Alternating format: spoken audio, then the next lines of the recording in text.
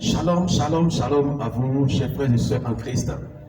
Bienvenue à notre séminaire, à notre enseignement, la puissance dans le sang de Jésus-Christ. Alors, nous voici dans notre deuxième jour, je peux dire deuxième enseignement, qui nous ramène à pouvoir connaître la puissance qui s'y trouve dans le sang précieux de Jésus-Christ de Nazareth. Alléluia. Amen. Et je dis bonjour aux serviteurs de Dieu. Bonjour papa. Bonjour serviteurs de Dieu. Bonjour papa. Merci beaucoup. Merci, que Dieu vous protège. Amen. Pour la mission. Amen. Et que la grandeur du royaume de Jésus-Christ se manifeste sur vous. Amen. Amen. Amen. Alors nous allons prier. Père, nous te disons merci. Merci papa. Merci Créateur du ciel et de la terre pour cette opportunité que tu nous as donnée. Merci Seigneur. Je déclare que c'est Jésus-Christ qui règne sur les réseaux sociaux. C'est Jésus-Christ qui règne dans le monde entier. Amen.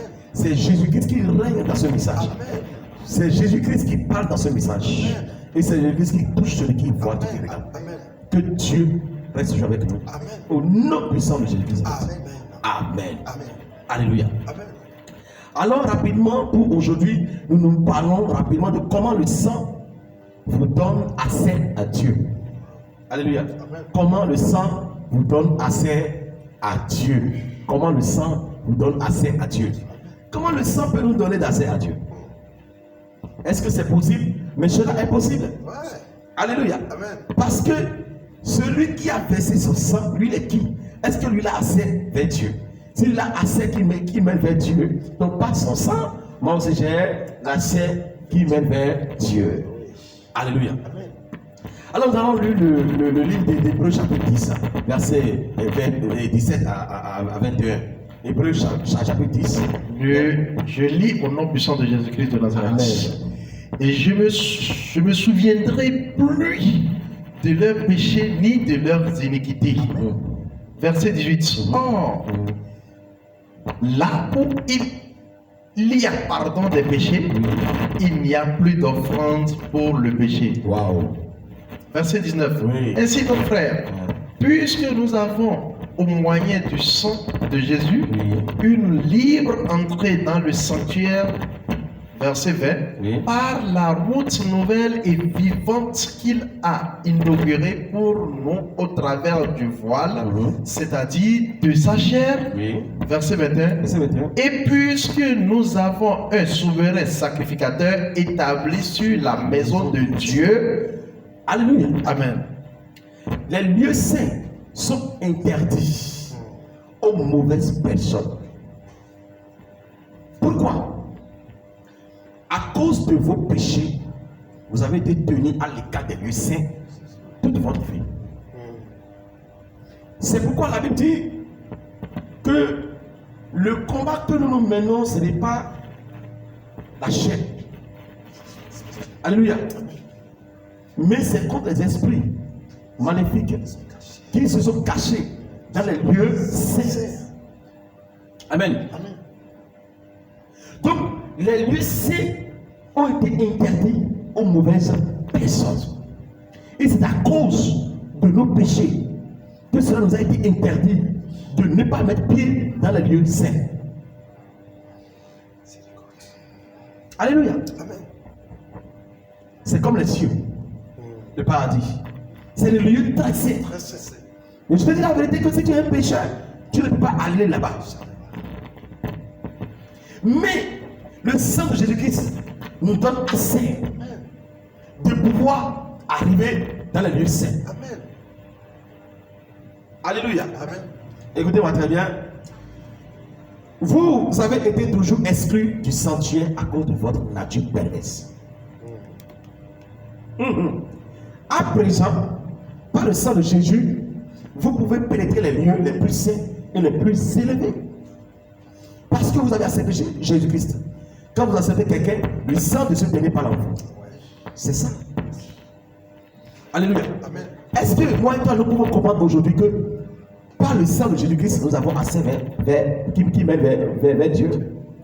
Je vais te dire, toi qui me regardes, toi qui m'écoutes, que à travers le sang de Jésus-Christ, tu as accès désormais qui mène vers Dieu. Amen. Amen. Alléluia. Amen. Par le sang de Jésus, vous pouvez soulever le voile qui vous a gardé loin de lieu saint.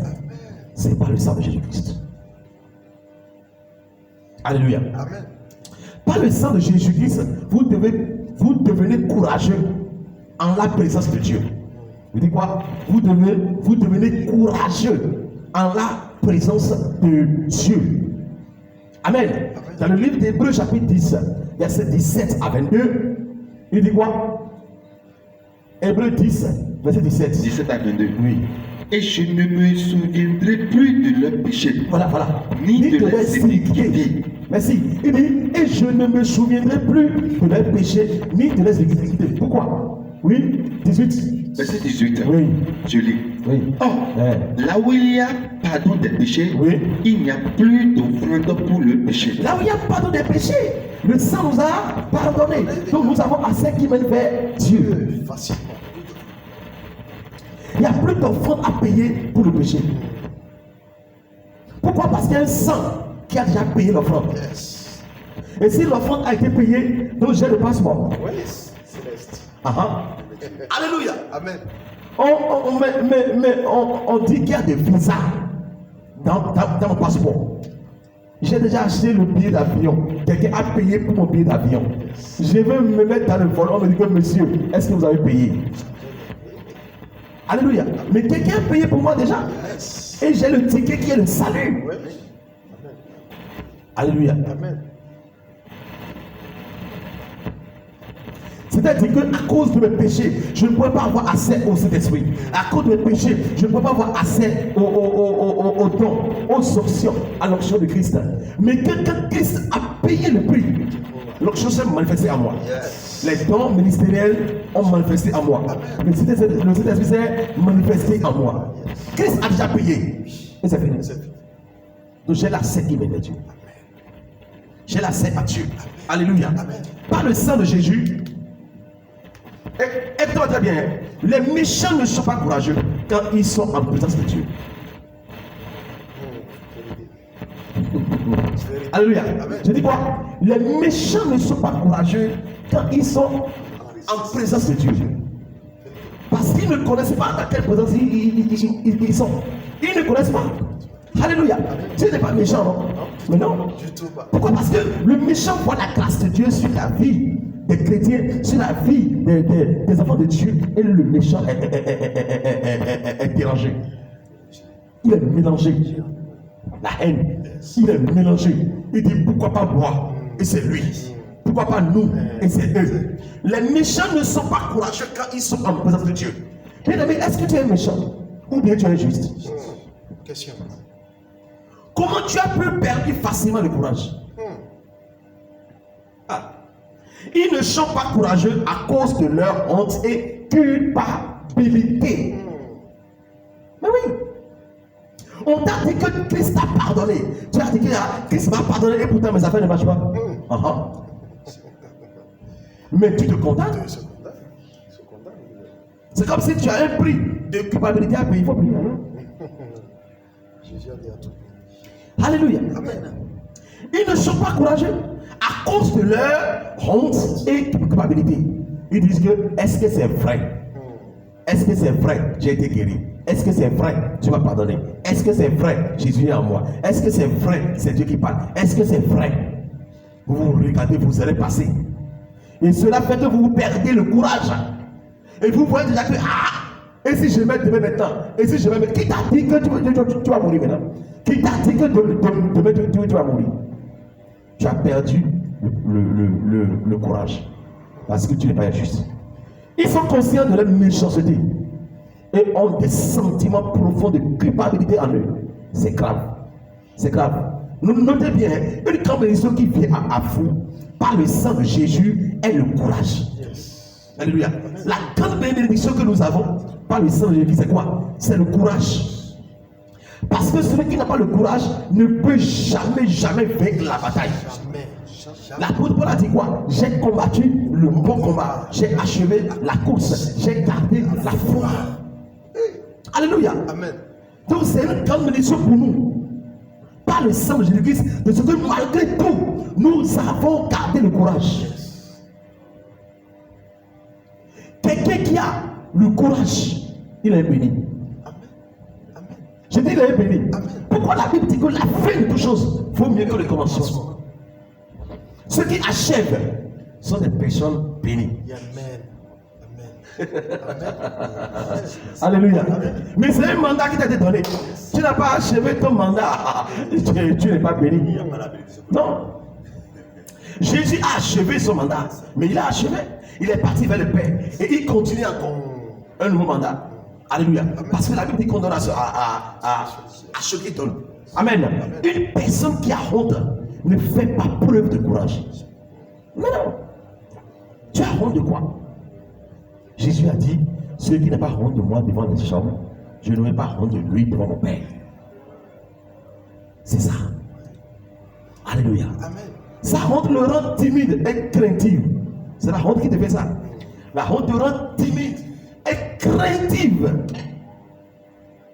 La honte fait que tu es comme ça. Tu es comme ça. Non, moi je ne parle pas. Mais quand tu arrives au dehors, tu parles.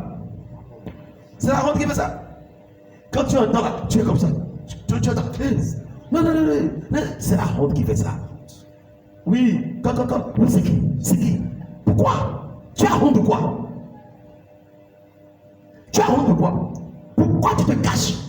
Pourquoi quand Adam et Ève ont écouté la voix de Dieu, ils ont fui et ils ont commencé à se cacher? Parce qu'ils avaient la honte. Ils se voyaient nus. Qu'est-ce qui les ont amenés à pouvoir avoir la honte? Le péché, la tromperie, la trahison. Moi là, ma vie là, moi là, ma femme là, je n'aime pas qu'on la parle comme ça. Mon mari là, je n'aime pas qu'on le parle comme ça. Mes enfants là, je n'aime pas qu'on les parle comme ça. Mes parents là, je n'aime pas qu'on les manque du respect. Ma maison là, ma voiture là, ma tassa, mon torchon, ma tassa. Et si tu tombes et que tu fermes la bouche maintenant, qu'est-ce que tu peux faire? La honte a fait que Adam et Ève sont devenus craintifs. Mais oui. C'est que la honte ne fait pas preuve de courage. La honte n'est pas céleste, chef et sœur en Christ. Non. La honte ne fait pas la fierté du sang de Jésus. Non. Mais non. Alléluia. Amen. Nous devons faire preuve de courage. Faire preuve de courage, c'est avoir confiance en soi et ne pas avoir honte malgré votre passé coupable. Je le dis encore. Je dis, faire preuve de courage, c'est avoir confiance en soi et ne pas avoir honte malgré votre passé coupable. Ah, non, je peux évangéliser, mais je ne peux pas prendre pas Carrefour, Topa. Parce qu'avant là, il y a déjà 10 ans, c'est quand j'avais volé. Les gens m'ont attrapé là, et puis les gens m'ont attaché au poteau. Quand ils vont me voir maintenant, ils vont dire, lui qui était voleur avant là. Alléluia. Amen. Comme ça, tu ne fais pas preuve de courage. Faire preuve de courage, c'est d'avoir confiance en soi et ne pas avoir honte malgré votre passé coupable, malgré votre passé déshonorable. Ou bien on dit quoi? C'est que malgré tout ce que tu étais dans le passé, il faut avoir le courage pour pouvoir aller loin. Il faut avoir le courage pour pouvoir continuer. Alléluia. Amen. Par le sang de Jésus, vous avez la paix surnaturelle. Amen. Colossiens chapitre 1, verset 19 à 22. Colossiens 1, 19 à 22. Oui. Car Dieu a voulu que toute plénitude habitât en lui. Oui. Verset 20. Oui. Il a voulu par lui réconcilier tout avec lui-même, tant ce qui est sur la terre que ce qui est dans les cieux, en faisant la paix par lui, par le sang de sa croix. Wow. Verset 21. Et vous, qui étiez autrefois étrangers et ennemis par vos péchés et par vos mauvaises œuvres, il vous a maintenant réconciliés par sa mort dans le corps de sa chair. 22. Verset 22. Pour vous faire paraître devant lui saint, irrépréhensible et sans reproche. Alléluia. Amen. Si nous prenons le verset 20. Le verset 20. Le verset 20. Oui. Qui dit: il a voulu par lui réconcilier tout avec lui-même, tant ce qui est sur la terre que ce qui est dans les cieux, en faisant la paix avec lui par le sang de sa croix. Merci beaucoup, alléluia. Amen. Par le sang de Jésus, vous avez la paix surnaturelle. Il dit, il a voulu par lui réconcilier tout avec lui-même, réconcilier tout avec lui-même, tant ceux qui est sur la terre que ceux qui est dans les cieux, en faisant la paix par lui, par le sang de sa croix. Alléluia. Amen. Donc par le sang de Jésus, vous avez la paix surnaturelle. Qu'est-ce que nous appelons la paix surnaturelle? J'ai rêvé, j'ai vu les gens me pourchasser. J'ai rêvé, j'ai vu les coucous. J'ai rêvé, j'ai vu ma belle-mère me tuer. J'ai rêvé, j'ai vu que telle personne. Mais tu n'as pas la paix surnaturelle. Pourquoi cela a été ainsi pour toi? Alléluia. Parce que tu n'appliques pas le sang de Jésus. Frères et sœurs, écoutez-moi très bien. Commencez par dire, à partir d'aujourd'hui, dis, je vais boire le sang de Jésus à mon âme, à mon esprit, à mon corps, à ma vie. Amen. Et regarde si tu vas faire encore ces rêves imbéciles. Mais non! Si votre surnaturel n'a pas de paix, votre physique ne peut pas avoir de paix. Jamais. Mais jamais. Alléluia. Donc par le sang de Jésus, vous avez la paix surnaturelle. Yes. Yes. Alléluia. Amen.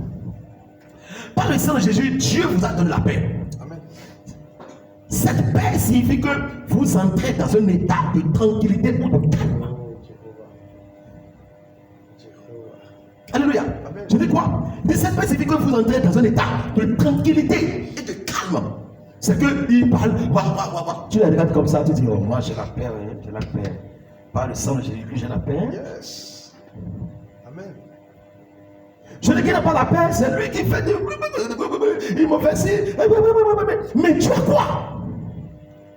Ton âme n'a pas la paix. Ton surnaturel n'a pas la paix. La paix surnaturelle, c'est dans le sang de Jésus-Christ. Ce n'est pas dans les raisonnements. Alléluia. Que Dieu nous bénisse. La paix par le sang de Jésus signifie que vous êtes libérés de pensées et d'émotions troublantes ou oppressantes. Vous êtes libérés de pensées et d'émotions troublantes ou oppressantes si vous avez la paix surnaturelle par le sang de Jésus-Christ. Alléluia. Amen. La paix surnaturelle. Oh Jésus, tu es trop fort. Très fort. Vous pouvez maintenant sentir la présence de Dieu par le sang de Jésus. Éphésiens chapitre 2, verset 12 à 16, il dit quoi? Éphésiens 2, 12 à 16. Oui. Souvenez-vous Oui. que vous étiez en ce temps-ci sans Christ, privés du droit de citer en Israël, étrangers aux alliances de la promesse, sans espérance et sans Dieu dans le monde. Verset 13. Oui. Mais maintenant, en Jésus-Christ, Oui. vous qui étiez jadis éloignés, Oui. vous avez été rapprochés par le sang de Christ. Verset 14. Car il est notre paix, lui qui des deux n'en a fait qu'un, et qui a renversé le mur de séparation et d'inimitié. Alléluia. Verset 15. Oui, verset 15. Ayant anéanti par sa chair la loi des ordonnances dans ses prescriptions, Oui. afin de créer en lui-même Oui. avec deux, un homme nouveau, en établissant la paix. Verset 16. Oui. Et de les réconcilier Oui. l'un et l'autre en un seul corps avec Dieu par quoi, en détruisant par elle l'inimitié. Alléluia. Écoutez-moi très bien. Être rapproché signifie être tiré plus près d'une chose ou de quelqu'un. Alléluia. Je dis être rapproché signifie être tiré plus près d'une chose ou de quelqu'un. C'est par le sang de Jésus-Christ que moi et toi, nous avons été rapprochés de Dieu. Yes. Parce que le prix de l'alliance a été payé. Ah mais oui, c'est une question de partenariat. Yes. Gagnant. Oui, Jésus lui a payé le prix. Il a versé le sang. Maintenant le Père dit, bon, voilà maintenant le Fils a payé le prix. Maintenant vous, venez maintenant. Vous êtes enfants, venez maintenant. Vous êtes rachetés, venez vers moi. Avant vous ne pouvez pas venir. Mais maintenant, le prix a été payé. Venez maintenant. C'est pourquoi il a dit, venez, vous qui êtes fatigués, chargés. Alléluia. Par le sang de Jésus, vous pouvez maintenant faire communion avec Dieu. Dans 1 Corinthiens chapitre 10, verset 7 17, dit quoi? Et dit, La coupe de la bénédiction que nous bénissons, n'est-elle pas la communion au sang de Christ? Le pain que nous rompons, n'est-il pas la communion au corps de Christ? 17. Puisqu'il y a un seul pain, Oui. nous qui sommes plusieurs, nous formons un seul corps, car nous participons tous un même pain. Alléluia. Amen. La communion vient par le sang de Jésus. Alléluia. Cela signifie que l'intimité et les relations profondes viennent à nous par le sang de Jésus-Christ. Wow. Alléluia. Amen. L'intimité, les relations profondes entre nous et Dieu. C'est grâce au sang de Jésus-Christ que nous avons eu la communion. Nous participons les mêmes royaumes avec notre Seigneur Jésus-Christ. Nous mangeons au même table. Dis Amen. Je dis, nous mangeons au même table. Amen. Amen. Amen. Alléluia. Amen. Il nous a acceptés comme ça. Yes. C'est elle qui est meilleur, c'est elle qui est faux. Non. Moi, mon Seigneur Jésus ne connaît pas ça. C'est ça. Qu'est-ce que vous mettez dans meilleur? Qu'est-ce que vous mettez dans faux? Non. Mets-toi juste dans la communion, par son sang. Ça suffit. Alléluia. Amen. Quand on parle de la communion, par exemple, je dis voici par exemple moi, mon tasse. Yes. D'accord? Je prends mon tasse, je dis, pasteur, voilà, pasteur, la belle vie, la bonne vie, et je bois. Waouh, la communion. Alléluia. Amen. Notez bien, la communion est une relation intime que nous avons avec le Seigneur et les autres frères et sœurs par le sang de Jésus-Christ. Nous sommes en communion avec Dieu et nous sommes en communion avec les frères et sœurs, mais par le sang de Jésus-Christ. Si ce n'est pas le sang, je ne te connais pas. C'est ça. Si ce n'est pas Jésus, je ne te connais pas. Je te dis la vérité. Tu m'écoutes, je te dis la vérité. Si ce n'est pas l'œuvre de Dieu, moi je ne te connais pas et je ne veux même pas te connaître. Mais à cause de l'œuvre de Dieu, à cause du sang de Jésus-Christ, je te connais. Parce que nous faisons partie de la même communion. Alléluia. Par le sang de Jésus, nous avons eu l'alliance avec Dieu. Nous avons une alliance avec Dieu. Parce que la communion, c'est l'alliance. Alléluia. Hébreux chapitre 10, verset 28. Hébreux 10, verset 28. Oui. Celui qui a violé la loi de Moïse meurt sans miséricorde sur la déposition de 2 ou de 3 témoins. Verset 29. De quel pire châtiment pensez-vous que sera jugé dit celui qui aura foulé au pied du Fils de Dieu, qui aura tenu pour profane le sang de l'alliance, par lequel il a été sanctifié, et qui aura outragé l'esprit de la grâce. La grâce qui? Il dit de quel pire châtiment? De quel pire châtiment pensez-vous que sera jugé? Digne celui qui aura foulé au pied le Fils de Dieu, qui aura tenu pour profane le sang de l'alliance, par lequel il a été sanctifié, et qui aura outragé l'esprit de la grâce. Qui? Il dit pas qui? Verset 13, disons. Verset 13. Verset 13. Que le Dieu de paix, qui a ramené d'entre les morts le grand pasteur des brebis, par le sang d'une alliance éternelle, notre Seigneur Jésus-Christ. Oui. C'est bon. Par le sang de l'alliance. De notre Seigneur. Alléluia. Amen. Il dit par le sang de l'alliance. Donc, c'est par le sang de Jésus que nous savons que nous sommes en alliance avec Dieu. C'est par le sang de Jésus-Christ. Alléluia. Amen. Et comment le sang reçoit son pouvoir par le Saint-Esprit?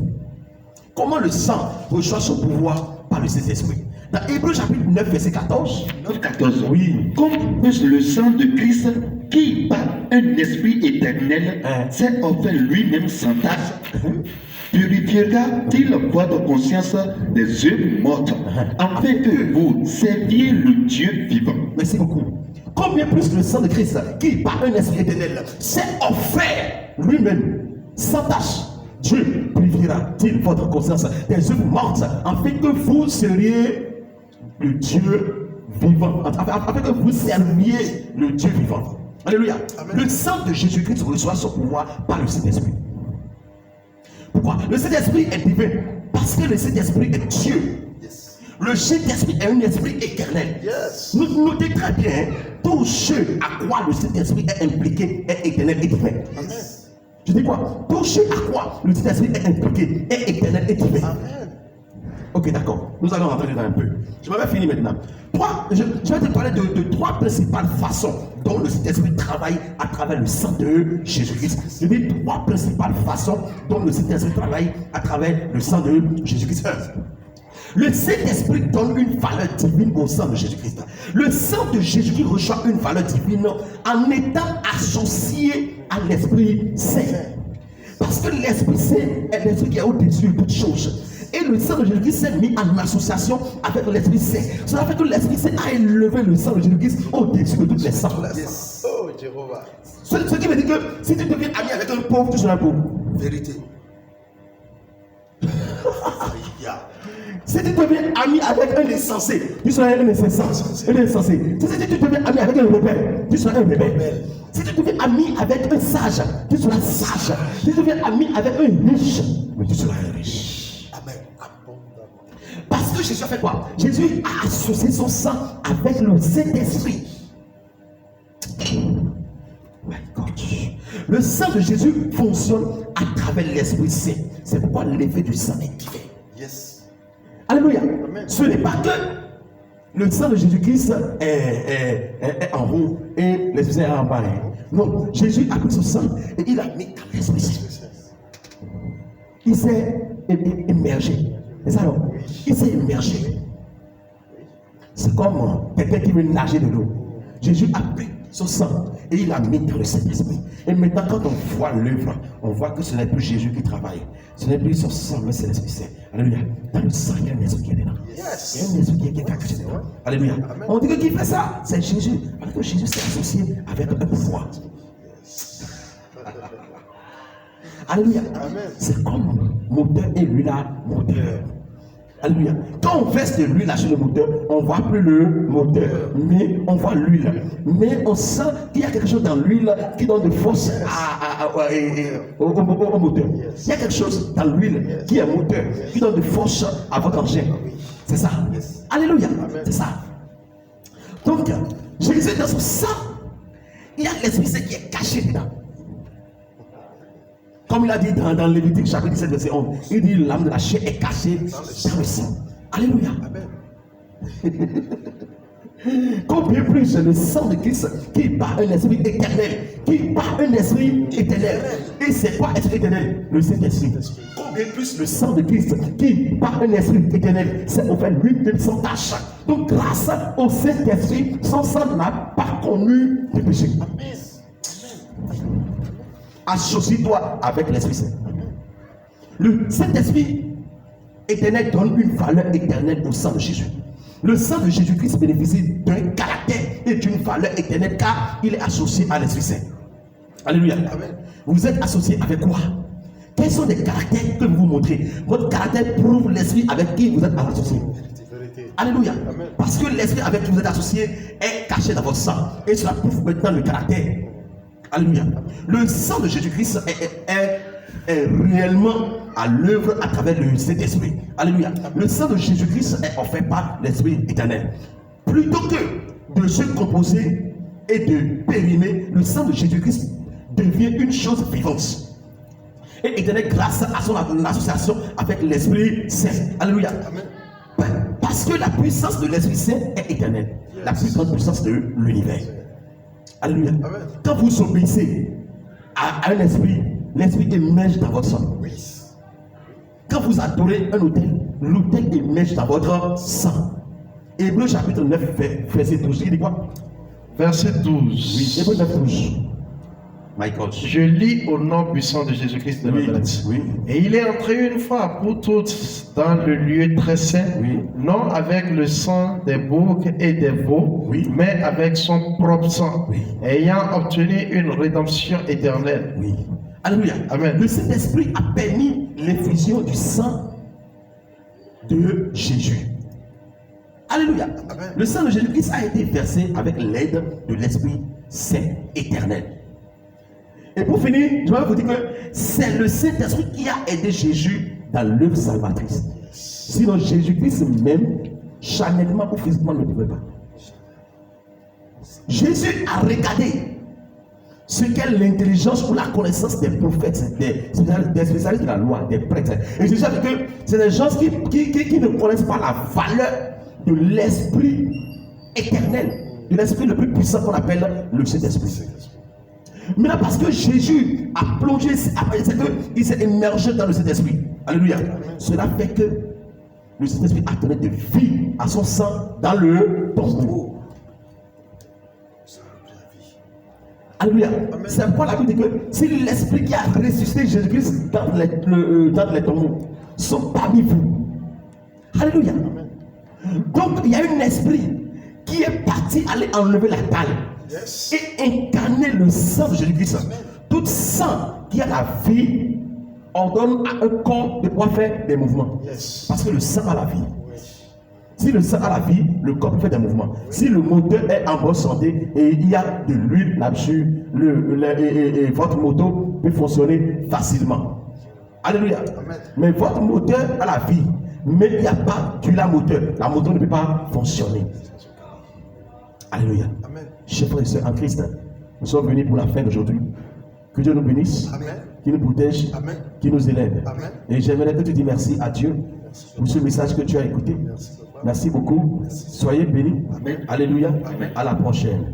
Nous allons prier. Père, nous te disons merci pour cette grâce que tu nous as accordée. Que ton nom soit béni. Et que ce message pénètre la vie, le cœur et l'esprit de quelqu'un. Et que ça change la vie. Et que ton sang se manifeste. Que ton sang entre dans le sang. Et que l'Esprit Saint entre dans le sang. Parce qu'il doit y avoir un esprit qui doit conduire le sang. Et nous déclarons que l'esprit qui conduit le sang, c'est le Saint-Esprit. Au nom puissant de Jésus-Christ. Amen. Merci, pasteur. Merci, papa. Soyez bénis. Merci, papa. Alléluia. À la prochaine. Merci, papa. Bye bye.